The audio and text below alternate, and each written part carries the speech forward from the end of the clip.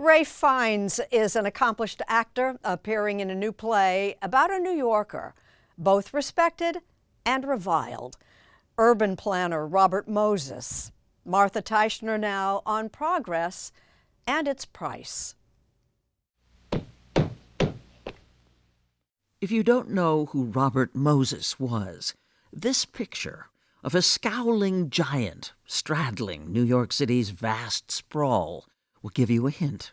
And I did what no one else could do, and it stands, providing a frame for the way New Yorkers live, giving them a structure that's going to last.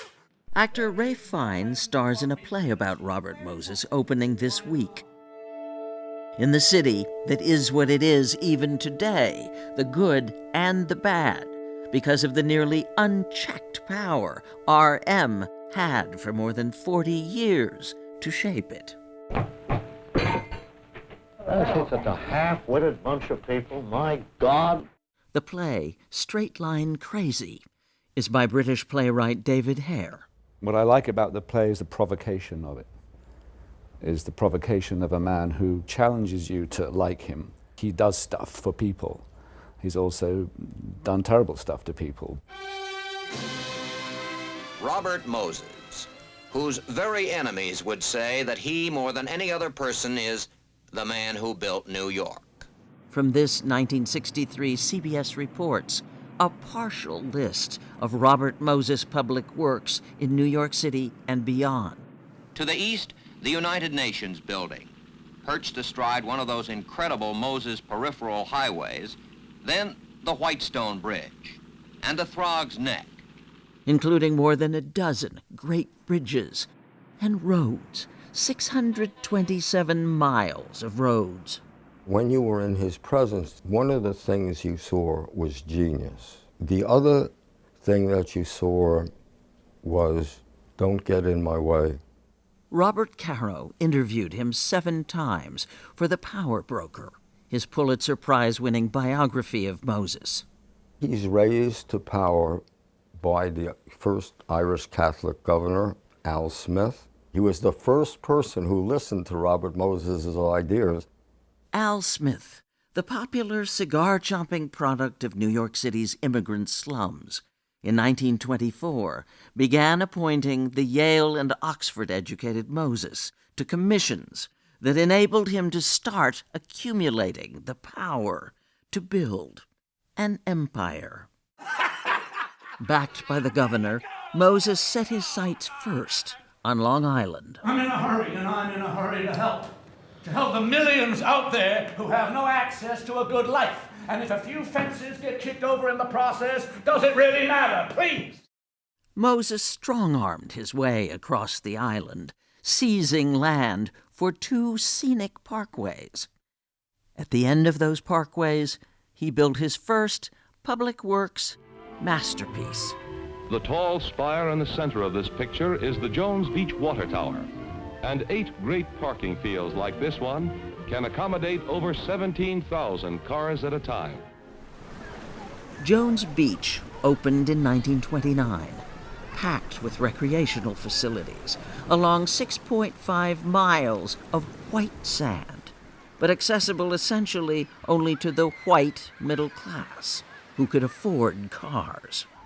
Moses made sure there would be no train to Jones Beach and deliberately built the overpasses on his parkways so low buses had to get there another way. The first of Moses' commandments for progress is, thou shalt drive. For Moses, that meant constructing more and more expressways. It's like Picasso in front of a canvas. He sees this whole area with whatever number of people as one picture.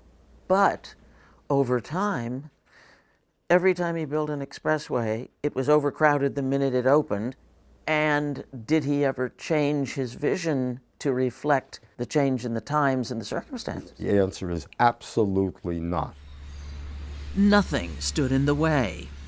The human tragedy caused by that 1 mile out of all the miles that he created. In The Power Broker, Robert Caro documents what happened when Moses slashed through a 1-mile stretch of the East Tremont neighborhood to build the Cross Bronx Expressway, leaving thousands of people nowhere to go in what looked like a bombed-out war zone. He's saying he's relocating the people humanely. In fact, he's doing nothing to relocate the people. He's just throwing them out. He did it over and over again. Threw out of their homes 500,000 people. Just think what that is. How come nobody stopped him? They couldn't. Moses was appointed, not elected, to positions of enormous power that put him beyond the reach of the 8 New York City mayors and 6 governors he outlasted. In a democratic society, his power had nothing to do with democracy. With that anti-democratic power, he shaped the greatest metropolis in the Western world. We don't pay too much attention to the critics. You never build anything. No critic ever built anything. And that was just it. Robert Moses did build things, and not just roads.